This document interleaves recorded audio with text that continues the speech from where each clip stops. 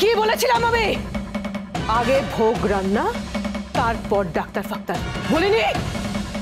ওদিকে গুরুদেব অভুক্ত, আর তুই তোর ছেলেকে খাওয়ানোর জন্য একেবারে ব্যস্ত হয়ে পড়েছিস। এই পাপের ছোঁয়া লেগে সব খাবার তো নষ্ট হয়ে গেল। এবার কি হবে? আবার সব খাবার নতুন করে রান্না করতে হবে। মা, কি করছো কি তুমি?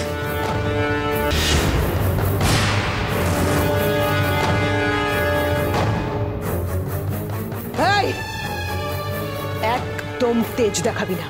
এই বাড়িটা আমার। এই বাড়িতে দাঁড়িয়ে, আমার সামনে দাঁড়িয়ে তুই গলা উঁচু করে কথা বলার সাহস দেখাচ্ছিস? কোন সাহসে? তোকে অনেকবার বলিনি তুই পারোকে নিয়ে ঘরে গিয়ে দরজা বন্ধ করে বসে থাক? কথা শুনবি না? না তুই? এরপর গুরুদেবের ধ্যানের সময় হয়ে যাবে। বাইরে যারা অপেক্ষা করছে তারা কেউ প্রসাদ পাবে না। হ্যাঁ, পুরো তুরুক তুরুক দুন হয়ে যাবে তো। এই চুপ, একদম চুপ। নিকুচি করেছে তোমার গুরুদেব, আর নিকুচি করেছে তার ভোগ। বেশি সাহস দেখাস না দেব। আমার সাহসটা চিরকালই একটু বেশি, রাগটাও বেশি, জানোই তো তুমি। তার জানবো না?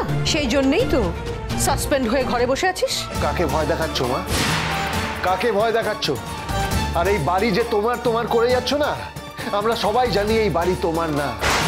আমি মারা যাওয়ার আগে পার্বতীর নামে এই বাড়ি সম্পত্তি সবকিছু লিখে দিয়ে গেছে। সেগুলো তুমি অসৎ উপায়ে নিজের নামে করে নিয়েছো। একটা কথা মনে রেখো, যদি সবাই এই বাড়ি চায় না তোমার এগেনস্টে যেতে, তুমি কিচ্ছু করতে পারবে না। ও, আমার বিরুদ্ধে সবাই মিলে বিদ্রোহ পাকানো হচ্ছে বুঝি? পাকাতে চাইলে তুমি ঠেকাতে পারবে? হ্যাঁ, শুনি তোর গলার জোর কতটা, একটু শুনি। আমি জানি না তুমি কোন শত্রুতার জ্বালায় কার ওপর শোধ তুলছো, কিন্তু যেটা করছো সেটাতে আখেরে তোমারও ভালো হবে না, আমাদের কারোর ভালো হবে না। পারো কোথায়? কি হলো? পারো কোথায় আছে? পারো, আয় আয়, ওঠ ওঠ ওঠ ওঠ, আয়, একদম ভয় পাবি না, আমি আছি তো, আয় আয়, চলে আয়।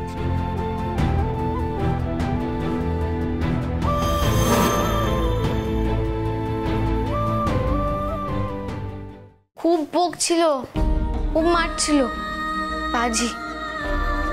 ভয় পাবি না পারো, আমি আছি তো তোর সাথে।